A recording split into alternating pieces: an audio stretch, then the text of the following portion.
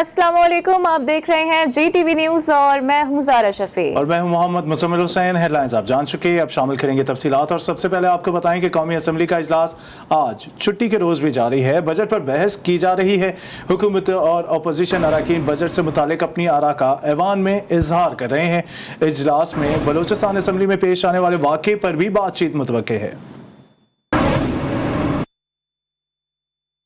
हिज़्ब इख्तिलाफ शहबाज शरीफ की बलोचिस्तान असम्बली के अपोजिशन अरकान पर लाठी चार्ज की शदीद मजम्मत। कहा, अपोजिशन अरकान पर तशद्दुद और उन्हें इजलास में शिरकत से रोकना फस्तायत की इंतहा है। बलोचिस्तान असम्बली में इंतशार अच्छी बात नहीं। अरकान असम्बली की इज्जत वक़ार की पामाली काबिल मजम्मत है। शहबाज शरीफ ने मजीद कहा कि लाठी चार्ज और इजलास में शिरकत से रोकना मसले का हल नहीं है। अपोजिशन लीडर ने मुतालिबा किया कि बलोचिस्तान असम्बली के अपोजिशन अरकान की महरूमियों को दूर किया जाए। बिलावल भुट्टो की गुज़िश्ता रोज तकरीर को मीडिया पर सेंसर किया गया। अगर तकरीर सेंसर नहीं कराई तो तहकीकात की जाए।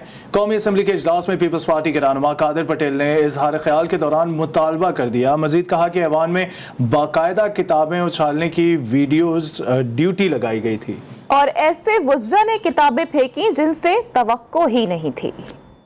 उनकी तकरीर को सेंसर किया गया पीटीवी। तो अगर ये तकरीर सेंसर हुई तो या वजीर इत्तलात ने करवाई होगी या फिर इस ऑनरेबल चेयर ने। अगर दोनों ने नहीं करवाई तो मेरा मुतालबा है सर, आपसे दरख्वास्त है कि इसकी आप इंक्वायरी करवाएं। हमारे वजीर साहब मुल्तान से उस रोज हंगामा आराई की क़यादत कर रहे थे और वो पूरे नहीं पढ़ रहे थे, वो जोश फर्ते जज्बात में थे कि जनाब उनको देख के वो मोदी डर गया है, क्योंकि वजीर खारजा है। उन्होंने बोला कि ये ऐसा जज्बाती वजीर खारजा, अगर ये हमारे लिए भी इतना ही जज्बाती है जितना अपनों के लिए, तो ये तो कश्मीर ले आएगा। लेकिन क्या करें कि ये सिर्फ हमारे लिए इतना जज्बाती है, वहां बाअदब बामुलायजा हो जाते हैं। और 3 साल का वक्त गुजर गया, मेरे खिलाफ कुछ साबित नहीं हुआ। इमरान खान का झूठ खुलकर सामने आ गया। लाहौर एंटी नार्कोटिक्स अदालत के बाहर लीगी रहनुमा राना सनाउल्लाह का कहना था कि जहांगीर तरीन को NRO दे दिया गया है, उनके साथ भी ज्यादती हो रही थी। 3 साल का अरसा हो चुका है और इमरान नियाजी का इंतकामी एहतसाब जो है वो बिल्कुल एक्सपोज हो चुका है। और जहांगीर तरीन को NRO दे के अब वो अपना बजट जो है वो पास करवाने की जो है वो कोशिश में हैं। ये ज़्यादती हो रही थी, गलत हो रहा था, लेकिन ये सिर्फ़ और सिर्फ जो है वो उसको ज़ाती इंतकाम का निशाना इसलिए बनाया जा रहा था कि अंडर प्रेशर लाया जाए और उसके बाद उसको फिर NRO दिया जाए और उसके बाद जो है वो अपने मकासद जो है वो हल किए जाएं और उनके वोट जो है वो हासिल किए जाएं। खैबर पख्तूनख्वा के वजीर खजाना तैमूर सलीम झगड़ा ने अगले साल को रिकॉर्ड तरक्की का साल करार दे दिया है। GTV से बात करते हुए उन्होंने कहा, बजट में तरक्याती मंसूबों के लिए रिकॉर्ड 371 अरब रुपए मुख्तस किए गए हैं। अपोजिशन के पास कहने को कुछ नहीं रहा, उनकी तनकीद समझ से बालातर है। हमारे नुमाइंदे नवाब शेर से बात करते हुए उनका मजीद और क्या कहना था, आइए सुनते हैं। जी बिल्कुल, खैबर पख्तूनख्वा का जो बजट जो था तखमीना था वो 1118 अरब रुपए और जो कि टैक्स फ्री बजट पेश किया गया है। मेरे साथ इस वक्त खैबर पख्तूनख्वा के वजीर ख़जाना तैमूर सलीम झगड़ा साहब मौजूद हैं, उनसे इस हवाले से बात करें। 17,500 रुपये से मिनिमम पे 21,000 रुपये तक बढ़ाई। गाड़ियों की रजिस्ट्रेशन 1 रुपये पे कराई। प्रोफेशनल टैक्स सब पे ख़त्म किया। लैंड टैक्स छोटे ज़मींदार पे, छोटे किसान पे ख़त्म किया। एग्रीकल्चर इनकम टैक्स की मिनिमम लिमिट जो इस आमदन के बाद एग्रीकल्चर इनकम टैक्स देना पड़ता है वो 4 लाख से 6 लाख तक बढ़ाया, जिससे 7 लाख से ज़ायद किसान मुस्तफ़ीद होंगे। और एग्रीकल्चर इनकम टैक्स सिर्फ 40-50 हज़ार बड़े लैंड ओनर्स पे जो है वो लगेगा, किसी को पटवारी के पास नहीं जाना पड़ेगा। जैसा कि आप लोग देख रहे हैं कि तैमूर सलीम झगड़ा साहब का यही कहना है कि ये जो बजट है ये अवाम दोस्त है और अपोजिशन के पास कुछ कहने के लिए नहीं है, तो इसी वजह से वो जो है वो बजट के खिलाफ बातें कर रहे हैं। जी शहबाज शरीफ की शुगर मिल्स ने एफबीआर टैक्स ऑडिट का नोटिस लाहौर हाईकोर्ट में चैलेंज कर दिया। रमजान शुगर मिल्स की दायर दरख्वास्त में chairman FBR, chief commissioner inland revenue और दीगर को फरीक बनाया गया। इसी पर तफसीलन बात कर लेते हैं। हमारे नुमाइंदे मुस्तहसन नदीम हमारे साथ मौजूद हैं। मुस्तहसन, दरख्वास्त में क्या मौक़िफ़ अपनाया गया है? खबर पहुंचा रहे हैं आप तक। शहबाज शरीफ की शुगर मिल्स ने एफबीआर टैक्स ऑडिट का नोटिस लाहौर हाई कोर्ट में चैलेंज कर दिया है। रमजान शुगर मिल्स की दायर दरख्वास्त में chairman FBR, chief commissioner inland revenue और दीगर को फरीक बनाया गया है।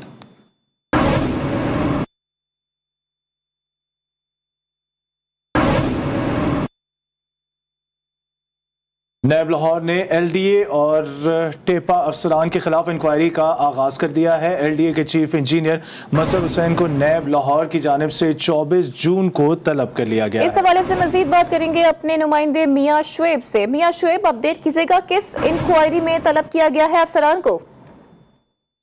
जी बिल्कुल, नैब लाहौर की जानिब से एलडीए और टीपा अफसरान के खिलाफ जो इंक्वायरी का आगाज किया गया है, नैब लाहौर ने एलडीए के चीफ इंजीनियर मजहर हुसैन को 24 जून को तलब किया गया और जराये के मुताबिक एलडीए के चीफ इंजीनियर मजहर हुसैन को नैब लाहौर की जानिब से जारी करदा जो तलबी का नोटिस मौसूल हो गया और नोटिस में मुख्तलिफ सवालात के जवाब मांगे गए और इसके साथ साथ जो रिकॉर्ड है वो साथ लाने की हिदायत की गई है। जो इसमें जो नोटिस के मुताबिक जो इलेक्शन कमीशन की जानिब से तरक्याती स्कीमों और फंड की बरामदी पर आए पाबंदी के बावजूद NA 120 में तरक्याती फंड का काम क्यों करवाया गया, ये जवाब तलब किया गया है नैब लाहौर की जानिब से। इसके साथ साथ एलडीए के चीफ इंजीनियर को 2016 का 2018 के दौरान टीपा की जानिब से NA 120 में किए जाने वाले तमाम तरक्याती कामों की स्कीमों की जो रिकॉर्ड है वो साथ लाने की हिदायत की गई है और इसके साथ साथ जराये के मुताबिक NA 120 में जो मजमूई तौर पर टीपा की जानिब से कितने प्रोजेक्ट और कितनी स्कीमें शुरू की गई इसकी तफसीलात फराहम की जाए और इसके साथ साथ जो टीपा की तरक्याती स्कीमों पर कितने अखराजात और ठेकेदारों को कितनी अदायगी की गई, ये तमाम तर तफसीलात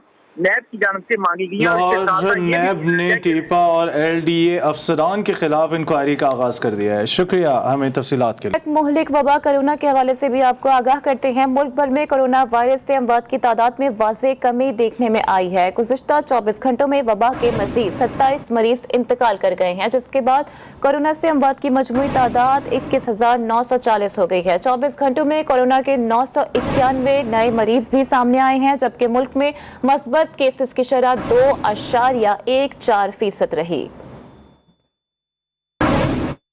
सिंध भर के प्राइमरी स्कूल्स पीर से खोल दिए जाएंगे। सिंध के कोरोना टास्क फोर्स ने बड़ा फैसला कर लिया है। वजीर आला मुराद अली शाह की जेर सदारत होने वाले इजलास में फैसला किया गया है कि सिंध भर की दरसगाहें 28 जून से खोल दी जाएंगी। एम्यूजमेंट पार्क्स और इंडोर जिम्स भी 28 जून से खोल दिए जाएंगे। वैक्सीन की किल्लत के बायस इतवार के रोज वैक्सीनेशन सेंटर्स को बंद रखा जाएगा। सिंध की कोरोना टास्क फोर्स ने यहां पर बड़ा फैसला कर लिया है। सिंध भर की दरगाहें 28 जून से खोली जाएंगी। इसके अलावा अगर बात करें अम्यूजमेंट पार्क्स की और इंडोर जिम्स की, तो यहां पर शहरियों के लिए अच्छी खबर यह है कि 28 जून से ये भी शहरियों के लिए खोल दिए जाएंगे। ब्यूरो चीफ कराची जिले हैदर भी हमें ज्वाइन कर चुके हैं, उनसे मजीद बात करते हैं। जिले अपडेट कीजिएगा, कोरोना के बाद अब थमने लगे हैं और शहर की रौनकें बहाल हो रही हैं। जी बिल्कुल, सिंध गवर्नमेंट की अच्छी हिकमत अमली की वजह से जो आज टास्क फोर्स का इजलास हुआ उसमें ये बात वाज़ेह की गई है कि कोरोना केसेस में जो है निस्बतन कमी वाक़ हुई है। 3.9% हो गई है, जबकि शहर के दीगर इलाकों जो हैं सिंध के वहाँ पे भी जो है देखने में आया है। जैसे हैदराबाद का इलाका है वहाँ पे भी 4.3% हो गई है। तो इसके बाद जब ये फैसला किया जा रहा है कि मुख्तलिफ जो चीज़ें थी जो कि बंद की गई थी वो खोल दी जाएगी, लेकिन एक चीज़ और भी इसमें अहम है, कोरोना वैक्सीन की कमी के बायस जो है वो संडे को तमाम वैक्सीनेशन सेंटर जो है वो बंद करने की भी हिदायत की गई है। कमी का जो के बारे में जो वैक्सीनेशन की कमी है, जिससे शहरियों को जो वैक्सीनेशन कराने के लिए जा रहे हैं उनको परेशानी का सामना करना पड़ रहा है, उनके लिए भी बताया गया है कि चंद दिनों में जो है मजीद डोज जो है वो पाकिस्तान पहुंच जाएंगी, जो कि मरहलावार जो है वो मरीजों को देने की शुरू कर दी जाएगी। जी बहुत शुक्रिया ज़िले हैदर तफसीलन आगाह करने के लिए। ब्यूरो चीफ कराची ज़िले हैदर हमें अपडेट कर रहे थे। जिंदगी मामूल पर आने लगी है। सिंध भर के प्राइमरी स्कूल्स पीर से खोल दिए जाएंगे। जबकि लाहौर में कोरोना केसेस में नुमाया कमी के बाद NCOC के फैसले के मुताबिक हफ्ते के रोज कारोबारी मराकज़ खुल गए। इसी बारे में तफसीलन जानेंगे। लाहौर से सबा पाशा हमारे साथ मौजूद हैं। ओवर टू यू सबा।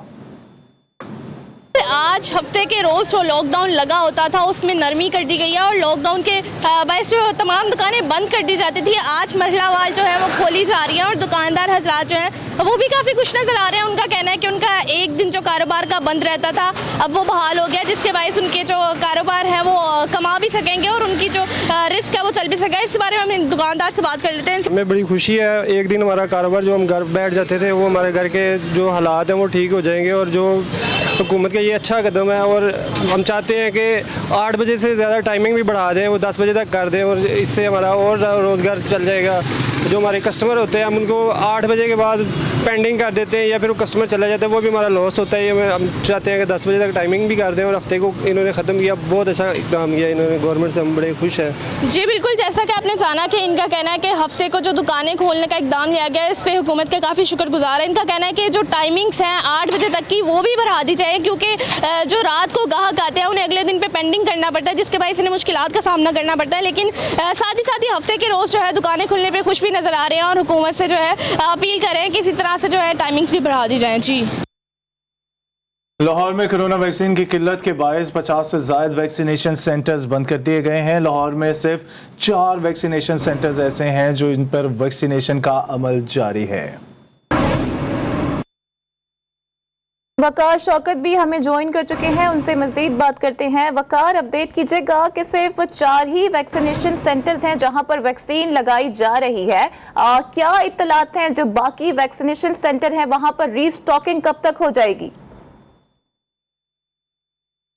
देखिए जी, लाहौर में तकरीबन 50 के करीब जो वैक्सीनेशन सेंटर थे वो बंद कर दिए गए हैं। सिर्फ 4 वैक्सीनेशन सेंटर फ़ाल हैं, जिनमें एक्सपो सेंटर है, PKLI है और मीनार पाकिस्तान समेत दिगर हैं। इसके साथ ये भी है कि वैक्सीनेशन सेंटर बंद होने की वजह से जो वैक्सीन लगवाने वाले शहरी हैं उनकी बड़ी तादाद इन 4 सेंटर पर पहुंच रही है और जिसकी वजह से ख़ास तौर पे समाजी फासले का ख्याल नहीं रखा जा रहा। इंतहाई बुरे हालात हैं, गर्मी की सूरत हाल में बुज़ुर्ग शहरी और ख़वातीन जो है वो वैक्सीन लगवाने के लिए ख्वार हो रहे हैं और ख़ास तौर पे बर्डन ज़्यादा होने की, आवाम ज़्यादा होने की वजह से ये हो रहा है कि ID कार्ड लिए जाते हैं और अपनी शनाख्त करवाने के लिए, रजिस्ट्रेशन करवाने के लिए शहरी बिल्कुल जो है वो समाजी फासले का ख्याल नहीं रख पा रहे, ना ही यहाँ पर कोई इंतज़ामात हैं। दूसरी जानिब ये भी कहा जा रहा है कि तकरीबन 2 माह कबल जो है वो 1.5 अरब की जो है वो लागत से तकरीबन जो है वो 10 लाख वैक्सीन मंगवाई जानी थी, लेकिन वो नहीं पहुंच सकी, जिसकी वजह से ये किल्लत सामने आ रही है। दूसरी जानिब ये भी है कि वैक्सीन ख़त्म होने की वजह से जो है वो टाइमिंग भी कम कर दी गई हैं, जिसमें सुबह 8 से तकरीबन शाम जो है वो 6 बजे और 8 बजे तक का टाइम मुकर्रर किया गया है। इसकी वजह से तमाम शहरी जो है वो इस वक्त मुश्किलात में जो है मुब्तला हैं, परेशानी में हैं और ये भी कहा जा रहा है कि कोरोना की वबा में कमी के बाद जो है वैक्सीन को मरहलावार तेज़ किया जाएगा, लेकिन वैक्सीन ख़त्म होने की वजह से जो है वो शहरी कुछ दिन मुश्किलात का सामना है। जी वकार, आप हमारे साथ मौजूद रहिए। अगर बात करें कराची की तो एक्सपो सेंटर कराची में कायम मास वैक्सीनेशन सेंटर में कोरोना वैक्सीन की कमी है। एक्सपो सेंटर में पहली डोज के लिए एस्ट्राज़ेनेका दस्तयाब है, जबकि दूसरी डोज वालों को सिर्फ साइनोफार्म लगाई जा रही है। तफसीलन जान लेते हैं, हमारे साथ मौजूद हैं शारका कमाल। शारका, आप बताइएगा कराची के बारे में वैक्सीन के हवाले से क्या अपडेट्स हैं?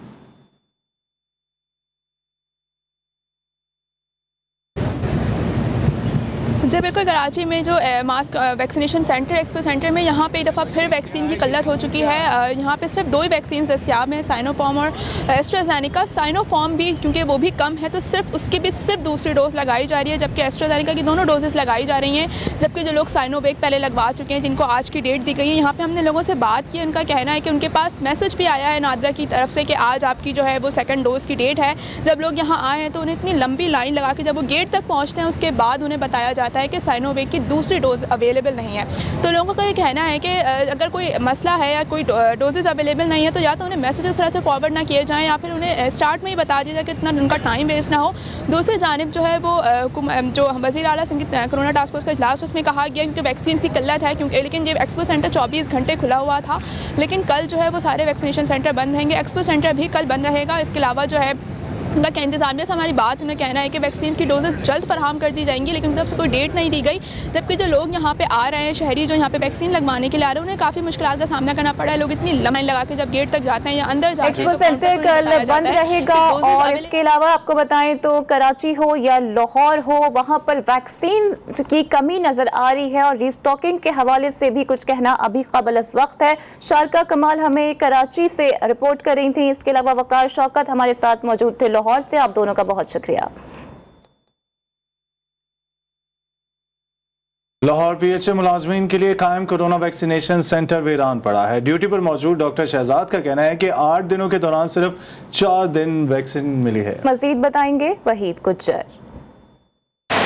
जी बिल्कुल, देखें कोरोना वैक्सीन जो है लाहौर में नायाब होती चली जा रही है। हम जिस जगह मौजूद हैं ये खुर्शीद पार्क है। यहाँ पर पीएचए मुलाजमीन को वैक्सीन लगाने के लिए कैंप लगाया गया था और अभी तक जो है 300 अफराद को जो है यहाँ पर वैक्सीन लगाई गई है। 5000 के करीब जो है एम्प्लॉयज़ हैं पीएचए के। तो आज भी आप फुटेज में देख सकते हैं ये कैंप जो है वीरान है। इसकी बड़ी वजह यह है कि यहाँ पर वैक्सीन नहीं है। हमारे साथ मौजूद है यहाँ पर ड्यूटी इंचार्ज, हम उनसे मजीद बात कर लेते हैं। जी सर, क्या कहेंगे? अभी तक 300 बंदों को लगी है, वैक्सीन नहीं आ रही, कोई चांसेस हैं आने के? हमें तो रोज़ाना यही कहा जा रहा है कि जी वैक्सीन आ रही है, लेकिन अनफॉर्चुनेटली 3-4 रोज़ों में आई नहीं है। हमारा स्टाफ सारा डिप्यूट आप देखिए, हमने बाहर बैठने के अरेंजमेंट किए हुए हैं, हमारे नादरा वाले बंदे बैठे हुए हैं, लेकिन वैक्सीनेटर जो हैं वो अभी तक नहीं आ रहे। जी बिल्कुल, यकीनन जो यहाँ पर इंतजाम आता है वो काफ़ी हद तक बेहतर है, मगर इनका ये कहना है कि रोज़ाना कह दिया जाता है कि वैक्सीन आ रही है, लेकिन अभी तक वैक्सीन यहाँ पर नहीं आई। 300 लोगों को अभी तक लगी है और इनका साथ ही ये कहना है कि जैसे ही वैक्सीन आती है उस फौरी तौर पर जो है मुलाजमीन को वैक्सीनेशन जो है वो शुरू हो जाएगी और जल्द ही जो है 5000 के करीब जो एम्प्लॉयज़ हैं उनको वैक्सीनेशन लगा दी जाएगी। जी। और मुल्क भर में कोरोना से हलाकतों का सिलसिला ना थम सका। मरने वालों की तादाद 38,66,860 से भी जायद हो गई है। वबा से मुतासर अफराद की तादाद 17,85,96,000 से जायद हो गई है। कोरोना वायरस से सेहतियाब अफराद की तादाद 16,31,13,200 हो गई है। अमरीका में कोरोना वायरस से मजीद 393 अफराद जान की बाजी हार गए। मजमूई तादाद 6,16,920 हो गई है। भारत में कोरोना से एक ही रोज में 1200 से जायद नई अमवात। वबा ने 3,85,100 से जायद लोगों को मौत के मुंह में पहुंचा दिया। इस्लामाबाद के पार्लियामेंट लॉजेस के एक कमरे से फंदा लगी लाश मिली है। पुलिस के मुताबिक लाश पंखे से लटकी हुई मिली है और मरने वाले शख्स की पहचान अक़लियती रुकन कौमी असम्बली लाल चंद के ड्राइवर के हवाले से हुई है। इसी पर बात करते हैं अपने नुमाइंदे साकिब सैयद से। साकिब, अपडेट कीजिएगा, क्या कहना है पुलिस हुकाम का? जी बिल्कुल, जैसे कि आज अफसोसनाक पेश आया है, पार्लियामेंट लॉजेस के एक कमरे से फंदा लगी लाश मिली है। जराये के मुताबिक लाश पंखे से लटकी हुई मिली है। पुलिस जराये का कहना है कि मरने वाली का नाम संतवेश कुमार है। जैसे कि मरने वाला अक़लियती MNA लाल चंद का ड्राइवर बताया जा रहा है। ये एक कुछ ही घंटों पहले का वाक़या है। पुलिस मौके पर मौजूद है। पुलिस का यही कहना है कि अभी तक तो ये कह सकते हैं कि ये खुदकुशी हो सकती है, लेकिन मजीद तफ्तीश के बाद हम बताएंगे कि लाश किस तरह कत्ल हुआ है या खुदकुशी की गई है। तो मौके पर पुलिस भी मौजूद है और इन्वेस्टिगेशन जारी है। जी, बहुत शुक्रिया तफसीलात के लिए साकिब। पाकिस्तान सुपर लीग में लाहौर की टीम मुश्किलात का शिकार हो गई है। मुल्तान सुल्तान से शिकस्त के बाद लाहौर को प्ले ऑफ मैच में पहुंचने के लिए कराची किंग्स की शिकस्त की दुआएं करना पड़ेंगी। लीग के अहम मैच में मुल्तान सुल्तान ने लाहौर कलंदर्स को 80 रन से हरा दिया। पहले खेलते हुए मुल्तान सुल्तान ने 8 विकेटों के नुकसान पर 169 रन स्कोर किए। सोहेब मकसूद ने 60 रन की शानदार इनिंग्स खेली।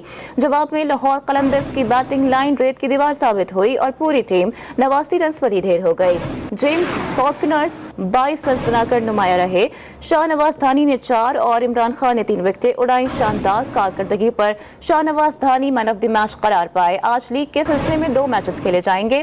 पहले मैच में कराची किंग्स का मुकाबला कोयटा से और दूसरे मैच में इस्लामाबाद यूनाइटेड का सामना होगा मुल्तान सुल्तान से। और अब शामिल करेंगे मौसम की खबर। is brought to you by general tyre की नई पावरफुल पहचान GTR। Every journey has a destination।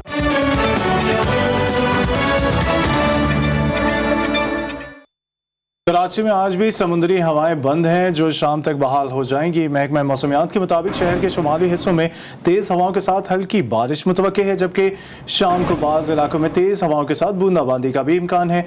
आइंदा रोज़ शहर के मुख्तलिफ इलाकों में कहीं हल्की कहीं दरमियाने दर्जे की बारिश हो सकती है। मानसून का बाकायदा आगाज़ जुलाई में हो सकता है। और कराची के मज़ाफ़ाती इलाकों में बारिश के बाद मली नदी में पानी का बहाव बढ़ने लगा, जिससे लिंक रोड तबाह हो गया है। रोड के साथ मली नदी पुल भी टूट गया है। इसी बारे में तफसीलन जान लेते हैं। हमारे साथ हैं मोहम्मद मोहसिन, तफसीलन आगाह कीजिएगा। मुज़म्मिल, कराची में बारिश की पेशगोई थी। कराची के जो शहरी इलाके हैं वहाँ पर तो बारिश नहीं हुई, लेकिन जो मज़ाफ़ाती इलाके हैं वहाँ बारिश हुई है। उसकी वजह से जो मलीर नदी है, खासतौर पर जो काठोर के इलाके हैं, वहाँ पर पानी का बहाव बहुत ज़्यादा देखने में आया और वहाँ पर जो पुल बना हुआ था लिंक रोड का, वो बह गया है। अभी उसकी कंस्ट्रक्शन शुरू कर दी गई है, लेकिन उसमें सुस्त रवि बहुत ज़्यादा है। अब इसकी वजह से जितना भी हैवी ट्रैफिक था, जितनी भी मालबरदार गाड़ियाँ थी जो यहाँ से गुजरती थी, उन सबको नेशनल हाईवे पे रोक रखा है। तो सारे का सारा लिंक रोड पर जमा है। अब जब तक ये पुल नहीं बन जाता, उस वक्त तक यहाँ से जो ट्रैफिक है वो दोबारा बहाल नहीं हो सकता। कोशिश की जा रही है जितनी जल्द हो सके इसको पुल को बहाल किया जा सके। मोहम्मद मोहसिन, बहुत शुक्रिया तमाम डिटेल्स के लिए। मुनफरिद कदोकामत रखने वाले ज़हरा ने साबित कर दिया कि जिस्मानी खामियों के बावजूद जिंदगी को बेहतर तरीके से गुजारा जा सकता है। लाहौर से रिपोर्ट करेंगी सबा पाशा।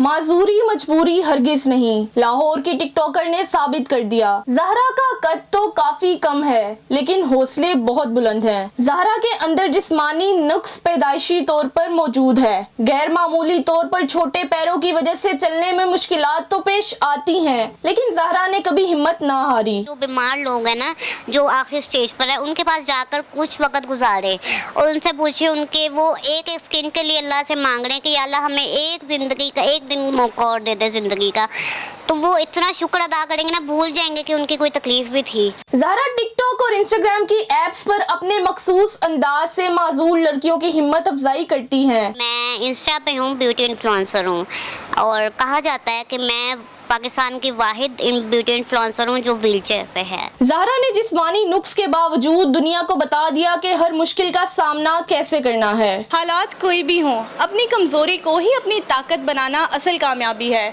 जिसकी जीती जागती मिसाल ज़हरा है, जो जिंदगी को असल में जीना जानती हैं। कैमरामैन शेरोज आकिर के साथ सबा पाशा, GTV न्यूज़, लाहौर।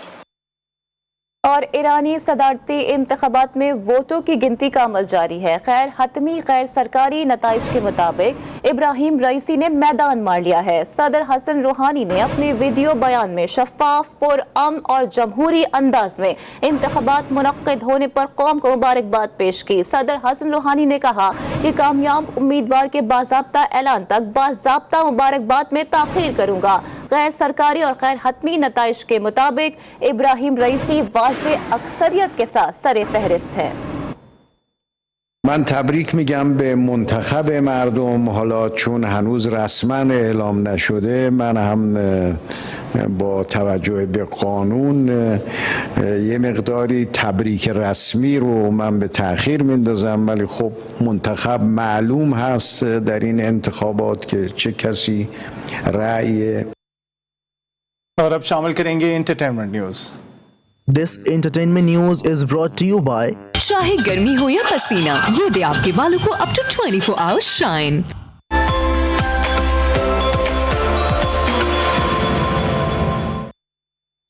जमीन के बाद मरीख पर भी इंसानी फितरत ना बदली। माँ और बेटी को घर में घुसे कातिल से जान बचाना मुश्किल हो गया। हॉलीवुड मूवी सेटलर का ट्रेलर जारी कर दिया गया।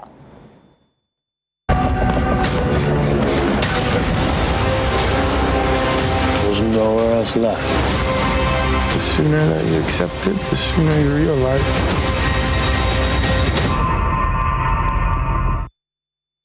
न्यूज़ बुलेटिन से फिलहाल इतना ही। कुछ ही देर में लौटेंगे हेडलाइंस के साथ। देखते रहिएगा GTV।